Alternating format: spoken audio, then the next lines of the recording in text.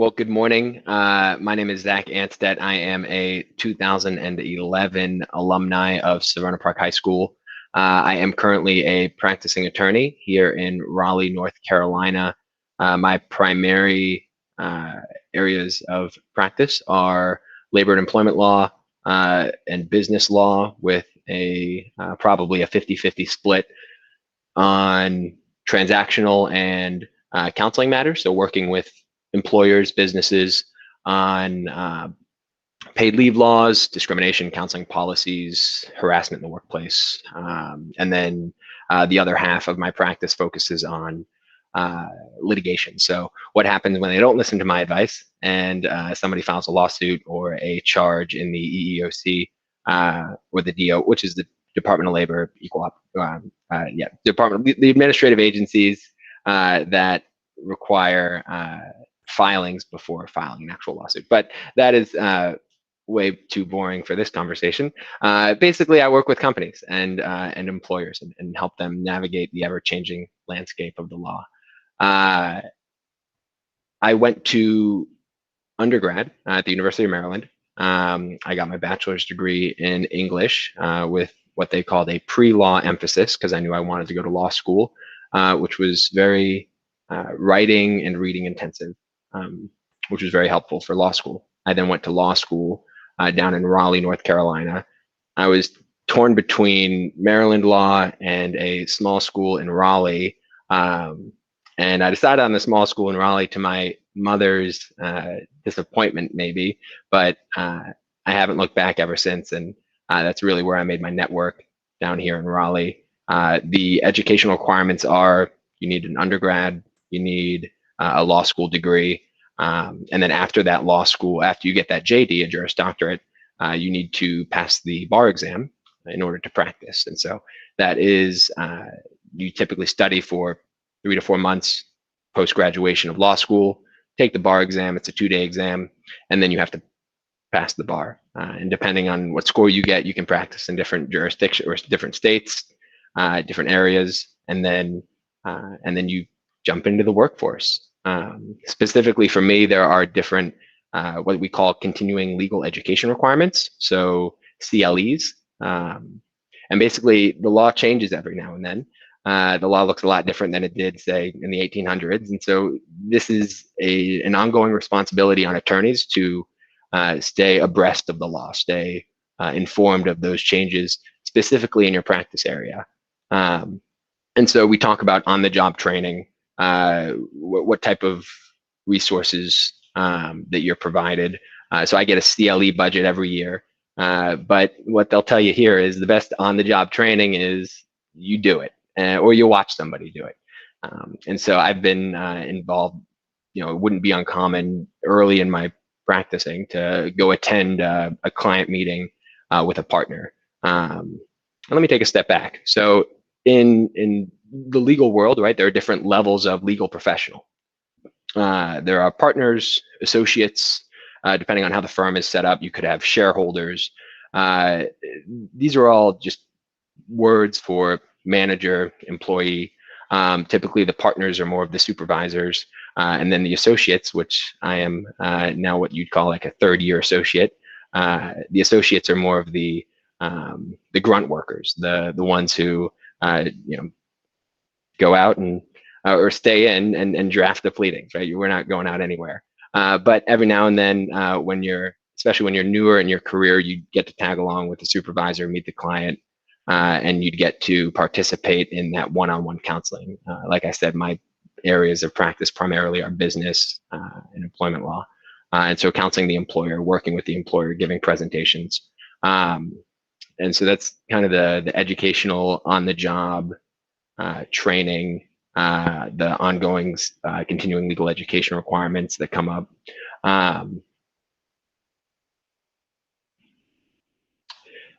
Some of the skills that are most important for this field, I know that we talked a little bit about writing and reading, and I'm sure all the English teachers together just gave a big thumbs up of excitement. But really, and I apologize for my pre-calc teacher, Miss Fernandez, if she is still there. But thankfully I don't use much math in my profession, to everybody's benefit. It is incredibly uh, the, the amount of reading that I do per day. We're reading cases, we're reading statutes, and then more informally, you're reading emails, client letters, but you're also drafting these things. So we're not drafting the law, but we're drafting a motion to a judge discussing the law.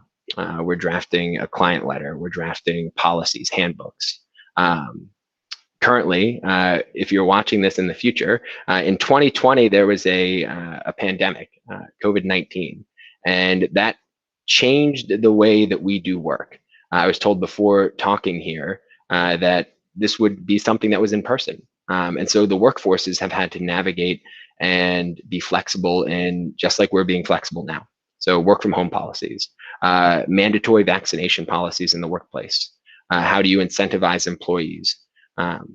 Things have changed, and that then goes into the continuing legal education and how we counsel employers in this, and what's important. But being able to read and critically think about the laws and the guidance that come down from the Department of Labor or the EEOC, and what they're suggesting or recommending that the employers do, and then being able to communicate that in a way to the employer that maybe someone who doesn't have a college degree or doesn't have an advanced degree, how can you explain this in a way that's that they understand, but how can you explain that in a way that also communicates what the law is and what they're required to do.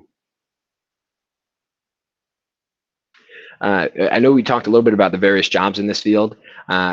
Big picture, you do have those partners and associates. That's the general trend. You can also have different, what it's called an of counsel, and those are just all attorneys. But if you're not going to law school, we have almost like a hybrid of a non-lawyer and a lawyer, which is called a paralegal. There's a paralegal certification. Paralegals, and I'm not saying this loud enough so my paralegal can hear it, but they do the real work in the office. I would not be able to function without the work of my paralegal and my legal assistant. We're truly a team in this. We call them pods. But in order to be a paralegal, there's a paralegal certification.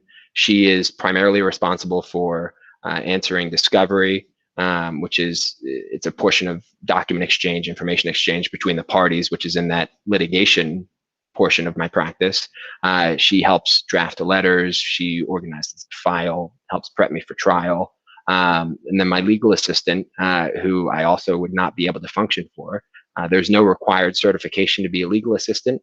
But I do believe that our firm here, Cranfield Sumner in Raleigh, we look for some sort of definitely a high school education, and then definitely some college at a minimum. And that is a lot of letter drafting and other administrative duties, which are incredibly important. Everybody has a role here, and it's just where do you fit? And I fit in the attorney role. So what do I find most satisfying about this job?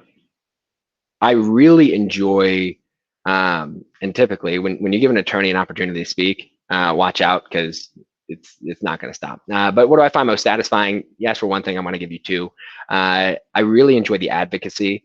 Even before I knew that I wanted to go to law school, I love the idea of discussion. I love the idea of advocating for ideas and beliefs. And that's something that I get to do. You can oftentimes have a client who doesn't understand or doesn't want to follow a mask in the workplace policy, but looking at either CDC guidance or EEOC guidance, Department of Labor guidance, you have to have these hard conversations about not just what the law is, but let's talk about what's best for your employees. And so we advocate oftentimes to our client, to the employer, but we also, shifting back over to the litigation aspect of my work, we advocate on behalf of our client and to the judge. And so I really enjoy the advocacy part of my work.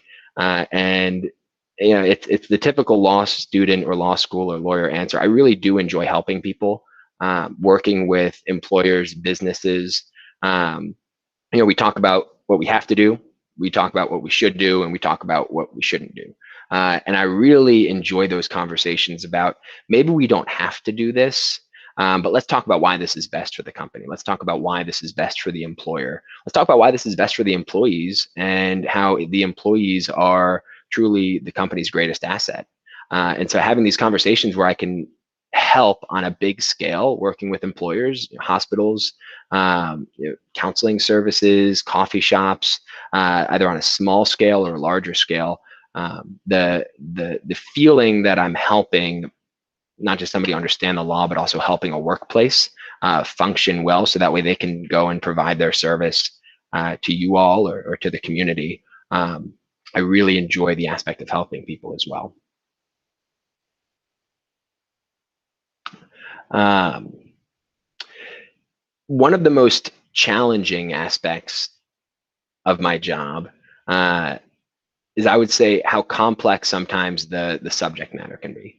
We think about, again, we're in 2021, but last year we had, for the first time ever, or first time in my lifetime, we had something called stimulus checks. We had something, extended unemployment from the federal government. We had paid time off provided by the federal government, where the employer could receive a tax credit.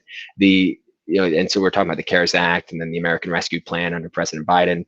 Uh, the and these congressmen and women, very smart, but when they're pushed like they were to uh, rush laws through and get they're going to be holes. And so being able to navigate and try to understand and guess, and we didn't have guidance about vaccination in the workplace until probably a month or two after the vaccinations started rolling out. And when counseling employers who wanted to implement a mandatory vaccination policy, we had to have some hard conversations and some educated guesses about where we thought that the guidance was going to go based on flu vaccination and similar. So there's a lot of critical thinking and complex areas in this area, especially in the kind of the COVID or post-COVID saga that we find ourselves in.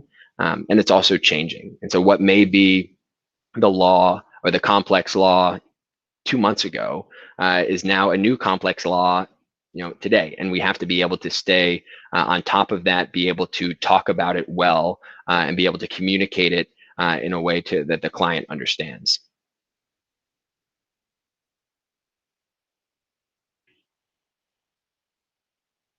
So it's so I'm a relatively young guy. I'm about 10 years out of high school, and a few years out of law school. And I'm told that there have been a lot of changes in the workplace since the 90s, since the early 2000s, since the 2010s, I guess, if that's what we're calling it, and then the 2020s. There have been a lot of changes. For example, I have a software on my phone that allows me to dictate a letter to my legal assistant. She then types it up, and then it goes straight to her email after I dictate it, types it up, and then she sends it over to my email. That is incredibly efficient, and I can do that on the way home while I'm driving. So that one puts a better service to the client because I can work more efficiently and we get a streamlined process. But about 20 years ago, or even 5, maybe 10 years ago, they used to do these dictations, but they would have little cassette tapes and they'd talk and they'd say, oh, we're going to dictate a letter and hello client, and then you have to rewind and it makes that screechy noise, and then oh, oops, sorry, we're going to start on this file, and then you have to do that, and then you just go and put the physical cassette tape to your legal assistant. And so the dictation aspect has it's become incredibly more efficient, more streamlined, and that falls under the larger umbrella of technology. So we bill, generally speaking, if we're not billing like a flat fee or a retainer, we bill by the hour. So the billable hour is what attorneys are kind of known for. Well, hopefully they're known for helping people, but maybe number 2 or 3 down the line is the billable hour, and that's a very real thing. So I need to keep track of my life while I'm working in increments of 0.1, which is about every 6 minutes. And so talking to somebody. I've been on this call for say a point 0.3. Being able to track that is how we bring in dollars and how we bring in money. And so we have billing software now that, again, everything's an app nowadays. I can bill from my phone. I can dictate into my phone, telephonic conference with client discussing paid leave laws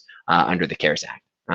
Point 0.6, right? If I had and that's just a fancy way of saying talk to the client on the phone about vacation, and that's it. And so, but the idea that 10 years ago, 15 years ago, you had to take a pen, write down 0.2, and then you took this paper and you brought it over to your legal assistant or your billing secretary. You had to walk somewhere to do that.